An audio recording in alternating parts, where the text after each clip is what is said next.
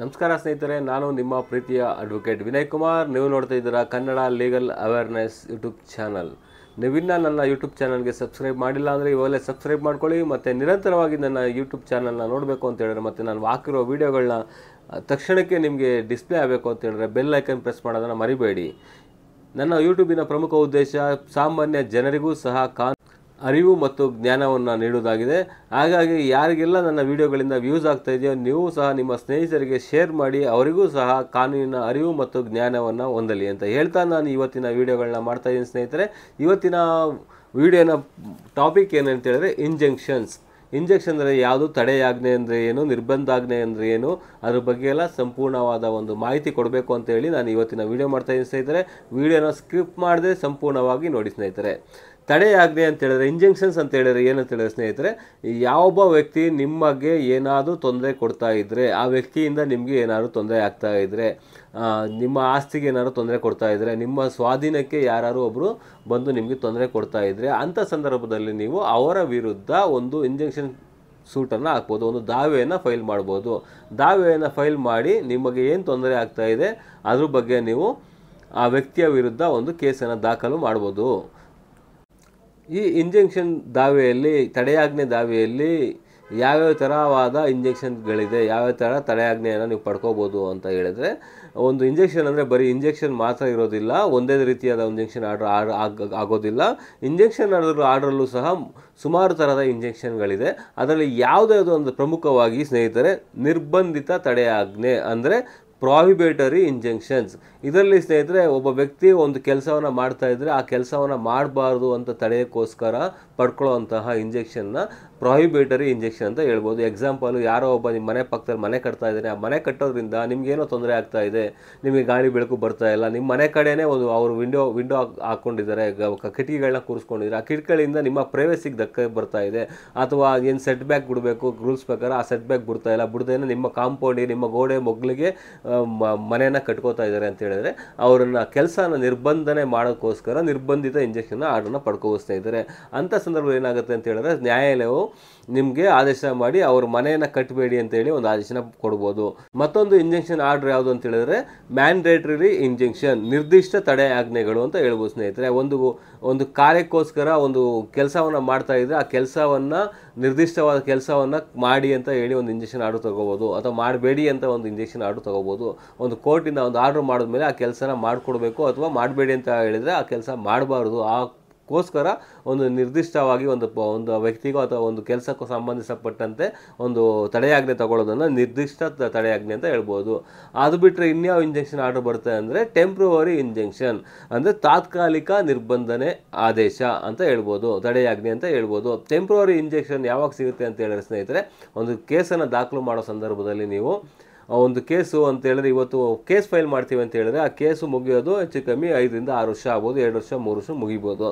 ಆದರೆ ಆ ಕೇಸನ್ನು ಹಾಕಿದ್ಮೇಲೆ ನೀವು ಯಾವುದೇ ರೀತಿ ಒಂದು ಟೆಂಪ್ರವರಿ ಇಂಜೆಕ್ಷನ್ ತಗೊಳ್ಳಿಲ್ಲ ಅಂತ ಹೇಳಿದ್ರೆ, ಅಂಥ ಸಂದರ್ಭದಲ್ಲಿ ಏನಾಗುತ್ತೆ ಅಂತ ಹೇಳಿದ್ರೆ, ನೀವು ಕೇಸ್ ಹಾಕಿದ್ದ ಉದ್ದೇಶನೇ ಫುಲ್ಫಿಲ್ ಆಗೋದಿಲ್ಲ. ಯಾಕೆಂದರೆ ಆ ಕೇಸ್ ಮುಗಿಯೋ ತನಕ ಯಾರು ನಿಮ್ಮ ಎದುರು ಪಕ್ಷಗಾರ ಇರ್ತಾರೆ, ಅವರೇನು ಕೆಲಸ ಮಾಡ್ತಾ ಇರ್ತಾರೆ, ಒಂದು ವೇಳೆ ಮನೆ ಕಟ್ತಾ ಇದ್ದರೆ ಅಥವಾ ಉಳುಮೆ ಮಾಡ್ತಾ ಇದ್ದರೆ, ಮತ್ತೊಂದೇನೋ ಮಾಡ್ತಾರೆ, ಒಂದು ಬಿಲ್ಡಿಂಗನ್ನು ಕೆಡವುತ್ತಾ ಇದ್ದರೆ, ಅಂಥ ಸಂದರ್ಭದಲ್ಲಿ ಏನಾದ್ರು ಒಂದು ವೇಳೆ ನೀವು ಟೆಂಪ್ರವರಿ ಇಂಜೆಕ್ಷನ್ ಆರ್ಡರ್ ತೊಗೊಳ್ಳಿಲ್ಲ ಅಂತ ಹೇಳಿದ್ರೆ, ಆ ಕೇಸ್ ಮುಗಿಯೋ ಅಷ್ಟೊತ್ತಲ್ಲಿ ನೀವು ಅವ್ರೇನು ಕೆಲಸ ಮಾಡಬೇಕಾಗಿರುತ್ತೋ ಆ ಕೆಲಸವನ್ನು ಮಾಡಿ ಮುಗಿಸಿರ್ತಾರೆ. ಹಾಗಾಗಿ ನೀವು ಟೆಂಪ್ರವರಿ ಇಂಜೆಕ್ಷನ್ನ ಒಂದು ಕೇಸನ್ನು ಹಾಕ್ತೀನಿ ಅಂತ ಹೇಳಿದ್ರೆ, ಇಂಜೆಕ್ಷನ್ ಸೂಟ್ ಫೈಲ್ ಮಾಡ್ತೀನಿ ಅಂತ ಹೇಳಿದ್ರೆ, ಖಂಡಿತವಾಗಿ ಆ ವ್ಯಕ್ತಿಯ ವಿರುದ್ಧ ಟೆಂಪ್ರವರಿ ಇಂಜೆಕ್ಷನ್ ಆರ್ಡರು ತಕ್ಷಣಕ್ಕೆ ತೊಗೊಂಡ್ರೆ ಮಾತ್ರನೇ ಆ ಕೇಸ್ ಹಾಕಿ ನಿಮಗೆ ಯೂಸ್ ಆಗೋದು. ಒಂದು ವೇಳೆ ವಿತೌಟು ಇಂಜೆಕ್ಷನ್ ಆರ್ಡರ್ ನೀವು ತೊಗೊಂಡ್ರೆ ಕೇಸ್ ಹಾಕುತ್ತೆ ಅಂತ ಹೇಳಿದ್ರೆ ಅದು ಯಾವುದೇ ರೀತಿಗೆ ಉಪಯೋಗ ಬರೋಲ್ಲ. ಹಾಗಾಗಿ ಟೆಂಪ್ರವರಿ ಇಂಜೆಕ್ಷನ್ ಅತಿ ಮುಖ್ಯ.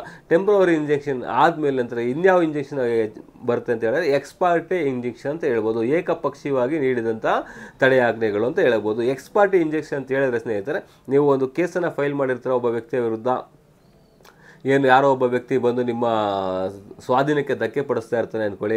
ಒಂದು ವ್ಯವಸಾಯ ಮಾಡ್ತಾ ಇದ್ದೀರಾ ಅಥವಾ ಒಂದು ಮನೆಯಲ್ಲಿದ್ದೀರಾ, ಆ ಮನೆಯಲ್ಲಿ ಬಂದು ಅವ್ರು ಗಲಾಟೆ ಮಾಡೋದಾಗಲಿ, ಅಥವಾ ಈ ಪ್ರಾಪರ್ಟಿ ನನಗೂ ಸೇರಿದ್ದು ಅಂತ ಕೇಳೋದಾಗಲಿ, ಅಥವಾ ನೀವು ವ್ಯವಸಾಯ ಮಾಡ್ತಾ ಇದ್ದರೆ, ಜಮೀನು ಉಳುಮೆ ಮಾಡ್ತಾ ಇದ್ದರೆ ನೀವು ಉಳುಮೆ ಮಾಡಬೇಡ, ಈ ಜಮೀನು ನನಗೆ ಸೇರಿದ್ದು ಅಂತ ಏನಾದ್ರು ನಿಮಗೆ ತೊಂದರೆ ಕೊಡೋದಾಗಲಿ, ಅಂಥ ಸಂದರ್ಭದಲ್ಲಿ ಮಾಡಿದಾಗ ಏನು ಮಾಡ್ತೀರಾ ಅಂತ ಹೇಳಿದ್ರೆ, ತಕ್ಷಣಕ್ಕೆ ನೀವು ನ್ಯಾಯಾಲಯಕ್ಕೆ ನಿಮ್ಮ ದಾಖಲೆಗಳ ಸಮೇತವಾಗಿ ಒಂದು ಇಂಜೆಕ್ಷನ್ ಸೂಟನ್ನು ಫೈಲ್ ಮಾಡ್ಬೋದು. ಇಂಜೆಕ್ಷನ್ ಸೂಟ್ ಫೈಲ್ ಮಾಡೋದ್ರಿಂದ ಏನು ನೀವು ಜಮೀನಾಗರೆ ನಿಮ್ದು RTC ಮತ್ತು ಮದರ್ ಡೀಡ್ಸು ಮತ್ತು MR ಕಾಪಿ EC ಅವೆಲ್ಲವನ್ನು ನ್ಯಾಯಾಲಯಕ್ಕೆ ತಲುಪಿಸಿ ನನಗೆ ಈ ಥರ ಎಲ್ಲ ಕರೆಕ್ಟಾಗಿ ನಮಗೆ ಡಾಕ್ಯುಮೆಂಟ್ಸ್ ಇದೆ, ನನಗೆ ಒಂದು ತಡೆಯಾಜ್ಞೆ ಕೊಡಿ. ಒಂದು ವೇಳೆ ತಡೆಯಾಜ್ಞೆ ಟೆಂಪ್ರವರಿ ಇಂಜೆಕ್ಷನ್ ಕೊಟ್ಟಿಲ್ಲ ಅಂತ ಹೇಳಿದ್ರೆ ಅಂಥ ಸಂದರ್ಭದಲ್ಲಿ ಏನಾಗುತ್ತೆ ಅಂದರೆ ನನಗೆ ತುಂಬ ನಷ್ಟ ಉಂಟಾಗುತ್ತೆ ಅಂತೇಳಿ ನ್ಯಾಯಾಲಯಕ್ಕೆ ಮನವರಿಕೆ ಮಾಡಿ ಒಂದು ಇಂಜೆಕ್ಷನ್ ಆರ್ಡ್ರನ್ನ ತಗೋಬೇಕಾಗತ್ತೆ. ಇಂಜೆಕ್ಷನ್ ಆರ್ಡ್ರಿಗೆ ಎಕ್ಸ್ ಪಾರ್ಟಿ ಇಂಜೆಕ್ಷನ್ ಅಂತ ಆರ್ಡ್ರು ಅಂತ ಹೇಳಿದ್ರೆ ಯಾರು ಎದುರು ಪಾರ್ಟಿ ಇರ್ತಾರೆ, ಪ್ರತಿವಾದಿ ಯಾರಿರ್ತಾರೆ ಅವರ ಅನುಪಸ್ಥಿತಿಯಲ್ಲಿ ಅವರಿಗೆ ಒಂದು ನೋಟಿಸನ್ನು ಇಶ್ಯೂ ಮಾಡೋಕ್ಕಿಂತ ಮುಂಚೆನೇ ನೀವೇನು ಇವತ್ತು ಕೋರ್ಟ್ಗೆ ಹೋಗಿ ಒಂದು ಅಪ್ಲಿಕೇಶನ್ ಆಗ್ತಾ ಇದ್ದಾರೆ ಇಂಜೆಕ್ಷನ್ ಆರ್ಡರ್ ಬೇಕು ಅಂತೇಳಿ ಇವತ್ತೇ ಒಂದು ಕರೆಕ್ಟಾಗಿ ನೀವು ಡಾಕ್ಯುಮೆಂಟ್ ಎಲ್ಲ ಸಬ್ಮಿಟ್ ಮಾಡಿ ಇವತ್ತು ಕರೆಕ್ಟಾಗಿ ಒಂದು ಆರ್ಗ್ಯುಮೆಂಟ್ ಮಾಡಿದ್ದೇ ಆದರೆ ಒಂದೇ ದಿನದಲ್ಲಿ ನೀವು ಇಂಜೆಕ್ಷನ್ ಆರ್ಡರ್ನ ಪಡ್ಕೋಬೋದು ಸ್ನೇಹಿತರೆ. ಹಾಗಾಗಿ ಒಂದು ಎಕ್ಸ್ ಪಾರ್ಟಿ ಇಂಜೆಕ್ಷನ್ ಆರ್ಡರ್ ಪಡ್ಕೋಬೇಕು ಅಂತ ಹೇಳಿದ್ರೆ ನಿಮ್ಮ ಡಾಕ್ಯುಮೆಂಟ್ ಕರೆಕ್ಟಾಗಿರಬೇಕು ಮತ್ತು ನೀವೇನು ಒಂದು ವಕೀಲರ ಮೂಲಕ ಒಂದು ಆರ್ಗ್ಯುಮೆಂಟ್ ಮಾಡಿಸ್ತಾ ಇದ್ದೀರಾ ಅವ್ರಿಗೆ ಸರಿಯಾದ ರೀತಿಯಲ್ಲಿ ಒಂದು ತಿಳಿಸಿ ನಿಮ್ಮ ಕಷ್ಟ ಏನಿದೆ, ನಿಮಗೆ ಸಮಸ್ಯೆ ಆಗಿದೆ ಅದ್ರ ಬಗ್ಗೆ ವಿವರಣೆ ನೀಡಿ ಹೇಳಿದ್ರೆ ಅವರು ನಿಮಗೆ ಇಂಜೆಕ್ಷನ್ ಆರ್ಡರ್ ಕೊಡಿಸ್ಕೊಡ್ತಾರೆ ಸ್ನೇಹಿತರೆ. ಮತ್ತು ಇನ್ನೊಂದು ಇಂಜೆಕ್ಷನ್ ಆದರೆ ಮಧ್ಯಂತರ ಆದೇಶ ಅಂತ ಹೇಳ್ಬೋದು. ಮಧ್ಯಂತರ ಆದೇಶ ಅಂತ ಹೇಳಿದ್ರೆ ಮಧ್ಯಂತರ ತಡೆಯಾಜ್ಞೆ ಅಂತ ಹೇಳಿದ್ರೆ ಒಂದು ಕೇಸ್ ನಡೀತಾ ಇರುತ್ತೆ, ಆಲ್ರೆಡಿ 1 ವರ್ಷ 2 ವರ್ಷದಲ್ಲಿ ಒಂದು ಕೇಸ್ ನಡೀತಾ ಇರುತ್ತೆ. ಆ ಕೇಸ್ ನಡೀತಾ ಇರೋ ಸಂದರ್ಭದಲ್ಲಿ ಆ ವ್ಯಕ್ತಿ ಆ ಪ್ರಾಪರ್ಟಿನ ಬೇರೆ ಏನೋ ಉದ್ದೇಶಕ್ಕೋಸ್ಕರ ಮಾರಾಟ ಮಾಡ್ತಾ ಇರ್ಬೋದು, ಅಥವಾ ಪ್ರಾಪರ್ಟಿನ ಕೆಡಬಿಡ್ತಾ ಇರ್ಬೋದು, ಅಥವಾ ಪ್ರಾಪರ್ಟಿ ಇನ್ನೇನೋ ಒಂದು ಚೇಂಜಸ್ ಮಾಡ್ತಿರ್ಬೋದು, ಅಥವಾ ಲೋನ್ ತಗೋತಾ ಇರ್ಬೋದು. ಅಂಥ ಸಂದರ್ಭದಲ್ಲಿ ಏನಾಗುತ್ತೆ ಸ್ನೇಹಿತರೆ, ಮಧ್ಯಂತರ ಆದೇಶನ ಪಡ್ಕೋಬೇಕು. ನೀವು ಒಂದು ಕೇಸಾಗಿ ಎವಿಡೆನ್ಸ್ ಸ್ಟೇಜಲ್ಲಿರಲಿ ಆರ್ಗ್ಯುಮೆಂಟ್ ಸ್ಟೇಜಲ್ಲಿರಲಿ ಕೇಸು, ಆವಾಗಲೂ ಸಹ ನೀವು ಒಂದು ಮಧ್ಯಂತರ ಆದೇಶನ ಪಡ್ಕೋಬೋದು. ಒಂದು ಇಂಜೆಕ್ಷನ್ ಆರ್ಡರ್ ನೀವು ಪಡ್ಕೋಬೇಕು, ಟೆಂಪ್ರವರಿ ಇಂಜೆಕ್ಷನ್ ಆರ್ಡರ್ ಪಡ್ಕೋಬೇಕು ಅಂದರೆ ಸ್ನೇಹಿತರೆ order 39 rule 1 and 2 of CPC ಪ್ರಕಾರವಾಗಿ ಒಂದು ಅರ್ಜಿಯನ್ನು ಸಲ್ಲಿಸಿದ್ದೇ ಆದರೆ ಖಂಡಿತವಾಗಲೂ ನಿಮಗೆ ಒಂದು ಇಂಜೆಕ್ಷನ್ ಆರ್ಡರ್ನ ನೀವು ಪಡ್ಕೋಬೋದು. ನಂತರ ಸ್ನೇಹಿತರೆ ಒಂದು ಇಂಜೆಕ್ಷನ್ ಆರ್ಡರನ್ನು ಮಾಡಬೇಕಾದ್ರೆ ಪ್ರಮುಖವಾಗಿ ನ್ಯಾಯಾಲಯ 3 ರೀತಿಯಾದ ಅಂಶನ ಗಮನ ಹರಿಸಿ ನಂತರ ನಿಮಗೆ ಒಂದು ಇಂಜೆಕ್ಷನ್ ಆರ್ಡರ್ನ ಆರ್ಡರ್ ಮಾಡ್ತಾರೆ ಸ್ನೇಹಿತರೆ. ಮೊದಲನೇ ಅಂಶ ಅಂತ ಹೇಳಿದ್ರೆ ಪ್ರೇಮ ಫೇಸಿ ಆಫ್ ದ ಕೇಸ್, ಅಂದರೆ ಕೇಸಿನ ಮೇಲ್ನೋಟಕ್ಕೆ ಯಾರ ಪರವಾಗಿ ಆ ಕೇಸ್ ಇದೆ. ಒಂದು ಕೇಸನ್ನು ಹಾಕಬೇಕಾದ್ರೆ ನೀವೇನು ಡಾಕ್ಯುಮೆಂಟ್ ಕೊಟ್ಟಿರ್ತೀರೋ ಅದ್ರ ಪ್ರಕಾರವಾಗಿ ಒಂದು ಮೇಲ್ನೋಟಕ್ಕೆ, ಯಾಕೆಂದರೆ ಒಂದು ಆರ್ಗ್ಯುಮೆಂಟು ಎವಿಡೆನ್ಸ್ ಎಲ್ಲ ಮಾಡಿ ಮುಗಿಯೋ ತನಕ ಒಂದು 5 ರಿಂದ 6 ವರ್ಷ ಆಗ್ಬಿಟ್ಟಿರುತ್ತೆ, ಕೇಸ್ ಮುಗಿಯೋದೇ ಅಷ್ಟು ಆಗ್ಬಿಡುತ್ತೆ. ಅಲ್ಲಿ ತನಕ ನೀವು ಟೆಂಪ್ರವರಿ ಇಂಜೆಕ್ಷನ್ ತಗೊಳ್ಳೇಬೇಕು, ಮಧ್ಯಂತರ ತಡೆಯಾಜ್ಞೆ ತಗೋಬೇಕು ಅಥವಾ ಎಕ್ಸ್ ಪಾರ್ಟಿ ಆರ್ಡರ್ ತಗೋಬೇಕಾಗುತ್ತೆ. ಒಂದು ವೇಳೆ ತಗೊಳ್ಳಿಲ್ಲ ಅಂತ ಹೇಳಿದ್ರೆ ತುಂಬಲಾರದ ನಷ್ಟ ನಿಮ್ಗೆ ಉಂಟಾಗುತ್ತೆ.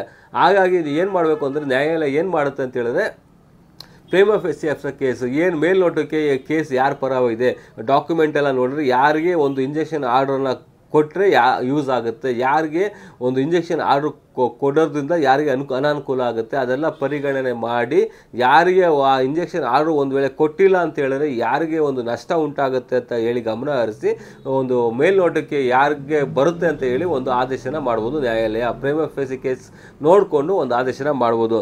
ನಂತರ ಇನ್ನೇನು ಮಾಡ್ಬೋದು ಅಂದರೆ ಯಾರಿಗೆ ಇರ್ರಿಪೇಬಲ್ ಲಾಸ್ ಇರುತ್ತೆ, ಒಂದು ಇಂಜೆಕ್ಷನ್ ಆರ್ಡ್ರ್ ಮಾಡೋದ್ರಿಂದ ಒಂದು ಇರ್ರಿಪೇಬಲ್ ಲಾಸು, ರಿಪೇರ್ ಮಾಡೋಕ್ಕಾಗೋದೇ ಇಲ್ಲ. ಒಂದು ವೇಳೆ ಒಂದು ಕಟ್ಟಡದ ಮೇಲೆ ಒಂದು ಕೇಸ್ ಹಾಕಿರ್ತಾರೆ ಅಂದ್ಕೊಳ್ಳಿ, ಕಟ್ಟಡದ ಮೇಲೆ ಕೇಸ್ ಹಾಕಿರ್ತಾರೆ, ಆ ಕಟ್ಟಡ ನಿಮ್ಮ ತಂದೆಗೋ ತಾತೆಗೋ ನೆನಪಿಗೋಸ್ಕರ ನೀವು ಇಟ್ಕೊಂಡಿರ್ತಾರೆ ಅಂದ್ಕೊಳ್ಳಿ, ಹಳೆ ಕಟ್ಟಡನೂ ನೆನಪಿಗೋಸ್ಕರ ಇಟ್ಕೊಂಡಿರ್ತಾರೆ ಅಂದ್ಕೊಳ್ಳಿ. ಅಂದರೆ ಒಂದು ವೇಳೆ ಆ ಕಟ್ಟಡನ ಎದುರು ಪಾರ್ಟಿ ಪ್ರತಿವಾದಿ ಯಾರಿರ್ತಾರೆ ಅವರೇನಾದರೂ ಒಂದು ಕಟ್ಟಡನ ಡೆಮೊಲಿಷ್ ಮಾಡ್ತಾ ಇದ್ದರೆ, ಡೆಮೊಲಿಷ್ ಮಾಡೋಕ್ಕೆ ಮುಂದೆ ಬಂದಿದ್ದರೆ ಅಂಥ ಸಂದರ್ಭದಲ್ಲಿ ಯಾರಿಗೆ ಒಂದು ರಿಪೇರೇ ಆಗೋದಿಲ್ಲ ಆಗ್ತನ್ನ ಮಾಡೋದ್ರಿಂದ ನಿಮಗೆ ತುಂಬಲಾರದ ನಷ್ಟ ಉಂಟಾಗಿರುತ್ತೆ.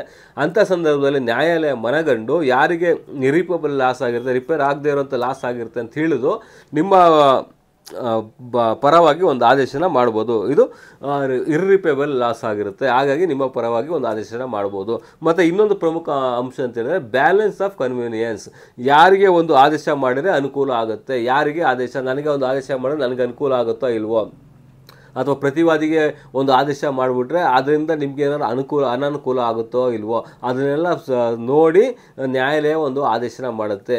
ಪ್ರಮುಖವಾಗಿ ಈ 3 ಏನಿದೆ ಪ್ರೇಮ ಫೇಸಿ ಆಫ್ ದ ಕೇಸ್ ಮತ್ತು ಇರ್ರಿಪೇಬಲ್ ಲಾಸ್ ಮತ್ತು ಬ್ಯಾಲೆನ್ಸ್ ಆಫ್ ಕನ್ವೀನಿಯನ್ಸ್, ಈ 3 ಅಂಶನ ಗಣನೆಗೆ ತೆಗೆದುಕೊಂಡು ಒಂದು ನ್ಯಾಯಾಲಯ ಒಂದು ಇಂಜೆಕ್ಷನ್ ಆರ್ಡರ್ನ ಪಾಸ್ ಮಾಡ್ತಾರೆ ಸ್ನೇಹಿತರೆ. ಇಂಜೆಕ್ಷನ್ ಆರ್ಡರ್ನ ಪಾಸ್ ಮಾಡಿದ್ರೆ ಪ್ರತಿವಾದಿ ಹಾಕಿರಲಿ ಅಥವಾ ವಾದಿ ಹಾಕಿರಲಿ, ಯಾರು ಕೇಸ್ ಹಾಕಿರ್ತಾರೋ ಅವರು ಹಾಕಿರಲಿ, ಎದುರು ಪಾರ್ಟಿ ಒಂದು ಕೇಸ್ ಹಾಕಿರಲಿ, ಒಂದು ಇಂಜೆಕ್ಷನ್ ಅಪ್ಲಿಕೇಶನ್ನ ಯಾರು ಬೇಕಾದ್ರೂ ಹಾಕ್ಬೋದು. ಕೇಸ್ ಹಾಕಿದ್ಮೇಲೆ ವಾದಿನೇ ಹಾಕ್ಬೋದು ಅಥವಾ ಪ್ರತಿವಾದಿನೇ ಈ ವಾದಿಂದ ನಂಗೆ ತೊಂದರೆ ಆಗ್ತಾ ಇದೆ ಅಂತ ಹೇಳಿ ಒಂದು ಟೆಂಪ್ರವರಿ ಇಂಜೆಕ್ಷನ್ ಕೊಡಿ ಅಂತ ಒಂದು ಅಪ್ಲಿಕೇಶನ್ ಹಾಕ್ಬೋದು. ನ್ಯಾಯಾಲಯ ಯಾರ ವಿರುದ್ಧ ಒಂದು ಇಂಜೆಕ್ಷನ್ ಆರ್ಡರ್ ಪಾಸ್ ಮಾಡುತ್ತೋ ಅವರು ಆಗ್ತಾನೆ ಮಾಡೋಕ್ಕೆ ಹೋಗಬಾರ್ದು. ಏನು ಕೆಲಸ ಮಾಡಬಾರ್ದು. ಒಂದು ವೇಳೆ ಕೆಲಸ ಮಾಡಬೇಡಿ ಅಂತ ಹೇಳಿದರೆ ಯಾವುದೇ ರೀತಿ ಕೆಲಸ ಮಾಡೋಂಗಿರಲ್ಲ. ಒಂದು ವೇಳೆ ನೀವು ಪ್ರಾಪರ್ಟಿನ ಸೇಲ್ ಅಗ್ರಿಮೆಂಟ್ ಮಾಡಿಕೊಂಡು ಕೇಸ್ ಹಾಕಿದರೆ, ಫೆಸ್ಟಿಂಗ್ ಪರ್ಫಾರ್ಮೆನ್ಸಲ್ಲಿ ಕೇಸ್ ಹಾಕಿದರೆ, ಅವರೇನಾದ್ರು ಆ ಪ್ರಾಪರ್ಟಿನ ಮಾರಾಟ ಮಾಡೋಕ್ಕೆ ಓಡಾಡ್ತಾ ಇದ್ದರೆ, ಅಂಥ ಸಂದರ್ಭದಲ್ಲಿ ಏನಾದ್ರು ನಿಮ್ಮ ಪ್ರಾಪರ್ಟಿನ ಮಾರಾಟ ಮಾಡಬಾರ್ದು ಅಂತ ಏನಾದ್ರು ಆರ್ಡ್ರ್ ಮಾಡಿದರೆ ಆ ಪ್ರಾಪರ್ಟಿ ಮಾರಬಾರ್ದು, ಮಾರಕ್ಕೆ ಹೋಗಬಾರ್ದು. ಒಂದು ವೇಳೆ ಬಿಲ್ಡಿಂಗ್ನ ಹೊಡಿಬಾರ್ದು ಅಂತ ಹೇಳಿದ್ರೆ ಹೊಡೆಯೋಕ್ಕೆ ಹೋಗಬಾರ್ದು. ಒಂದು ವೇಳೆ ಬಿಲ್ಡಿಂಗ್ನ ನಿಲ್ಲಿಸಿ ಕೆಲಸ ಮಾಡಬೇಡಿ ಅಂತ ಹೇಳಿದ್ರೆ ಆ ಕೆಲಸ ಮಾಡಬಾರ್ದು. ಒಂದು ವೇಳೆ ಬಿಲ್ಡಿಂಗ್ ಕಟ್ಟೋದಕ್ಕೆ ನೀವು ಯಾವುದೇ ರೀತಿ ತೊಂದರೆ ಕೊಡಬಾರ್ದು. ಅವ್ರು ಬಿಲ್ಡಿಂಗ್ ಕಟ್ಕೊಳ್ಳಿ ಅಂತ ಟೆಂಪ್ರವರಿ ಇಂಜೆಕ್ಷನ್ ಕೊಟ್ಟರೆ ಅವ್ರು ಬಿಲ್ಡಿಂಗ್ ಕಟ್ಟೋದಕ್ಕೂ ನೀವು ಯಾವುದೇ ರೀತಿ ತೊಂದರೆ ಕೊಡಬಾರ್ದು. ಒಂದು ವೇಳೆ ಇಂಜೆಕ್ಷನ್ ಆರ್ಡರ್ನ ಉಲ್ಲಂಘನೆ ಮಾಡಿದ್ದೇ ಆದರೆ, ಒಂದು ವೇಳೆ ಇಂಜೆಕ್ಷನ್ ಆರ್ಡರ್ ಉಲ್ಲಂಘನೆ ಮಾಡಿದ್ರೆ, ಕೋರ್ಟ್ ಆದೇಶನ ಉಲ್ಲಂಘನೆ ಮಾಡಿದ್ರೆ ನೀವು ಸಿವಿಲ್ ಪ್ರಿಸನ್ಗೆ ಹೋಗಬೇಕಾಗತ್ತೆ, ಶಿಕ್ಷೆಗೆ ಅನುಭವಿಸ್ಬೇಕಾಗತ್ತೆ. ಜೈಲಿಗೆ ಹಾಕಿಸುವಂತಹ ಅಧಿಕಾರ ವ್ಯಾಪ್ತಿಯೂ ಸಹ ಕೋರ್ಟಿಗೆ ಹೊಂದಿದೆ. ಏಕೆಂದರೆ ಕೋರ್ಟ್ ಆದೇಶನ ಪ್ರತಿಯೊಬ್ಬರು ಸಹ ಒಪ್ಕೊಳ್ಳೇಬೇಕು. ಕೋರ್ಟ್ ಆದೇಶ ಏನು ಮಾಡುತ್ತೆ ಅದಕ್ಕೆ ವಿರುದ್ಧವಾಗಿ ಯಾರೂ ಸಹ ಕೆಲಸ ಮಾಡಬಾರ್ದು. ಒಂದು ವೇಳೆ ಆ ಥರ ಮಾಡಿದ್ದೇ ಆದರೆ ಅದು ಕಂಟೆಂಪ್ಟ್ ಆಫ್ ಕೋರ್ಟ್ ಆಗುತ್ತೆ. ಹಾಗಾಗಿ ನ್ಯಾಯಾಲಯ ನಿಮ್ಮ ವಿರುದ್ಧ ಮೊಕದ್ದಮೆ ದಾಖಲಿಸಿ ನಿಮ್ಮನ್ನು ಜೈಲಿಗೂ ಸಹ ಕಳಿಸ್ಬೋದು. ಹಾಗಾಗಿ ನ್ಯಾಯಾಲಯದಿಂದ ಬಂದಂಥ ಆದೇಶಗಳನ್ನ ಯಾರೂ ಸಹ ಉಲ್ಲಂಘನೆ ಮಾಡೋಕ್ಕೆ ಹೋಗಬೇಡಿ. ಒಂದು ವೇಳೆ ಉಲ್ಲಂಘನೆ ಮಾಡಿದ್ರೆ ನಿಮಗೇನೆ ಪ್ರಾಬ್ಲಮ್ ಆಗೋದು ಅಂತ ಇಷ್ಟು ಹೇಳ್ತಾ ನನ್ನ ಇವತ್ತಿನ ವಿಡಿಯೋನ ಮುಗಿಸ್ತಾ ಇದ್ದೀನಿ ಸ್ನೇಹಿತರೆ. ಇಂಜೆಕ್ಷನ್ ಪ್ರಕಾರವಾಗಿ ಏನೇನಿದೆ ಅದ್ರ ಬಗ್ಗೆ ಎಲ್ಲ ಸಂಪೂರ್ಣವಾದ ಮಾಹಿತಿನ ಕೊಟ್ಟಿದ್ದೀನಿ ಅಂತ ತಿಳ್ಕೊತೀನಿ. ಮುಂದಿನ ದಿನಗಳಲ್ಲಿ ಯಾವ ರೀತಿ ನೀವು ಟೆಂಪ್ರವರಿ ಇಂಜೆಕ್ಷನ್ನ ತಗೋಬೋದು ಅದ್ರ ಬಗ್ಗೆ ಎಲ್ಲ ಸಂಪೂರ್ಣವಾದ ಮಾಹಿತಿಯನ್ನು ನಾನು ನಿಮಗೆ ನೀಡ್ತೇನೆ ಅಂತ ಹೇಳ್ತಾ ಈ ವಿಡಿಯೋ ಮುಗಿಸ್ತಾ ಇದ್ದೀನಿ ಸ್ನೇಹಿತರೆ. ಯಾರು ನನ್ನ ಚಾನಲ್ಗೆ ಸಬ್ಸ್ಕ್ರೈಬ್ ಆಗಿಲ್ಲ ಇವಾಗಲೇ ಸಬ್ಸ್ಕ್ರೈಬ್ ಮಾಡ್ಕೊಳ್ಳಿ. ನಿರಂತರ ವಿಡಿಯೋಗಳಿಗಾಗಿ ಬೆಲ್ ಐಕನ್ ಪ್ರೆಸ್ ಮಾಡ್ಕೊಳ್ಳಿ ಸ್ನೇಹಿತರೆ. ನಾನು ನಿಮ್ಮ ಪ್ರೀತಿಯ advocate Vinay Kumar. Thank you.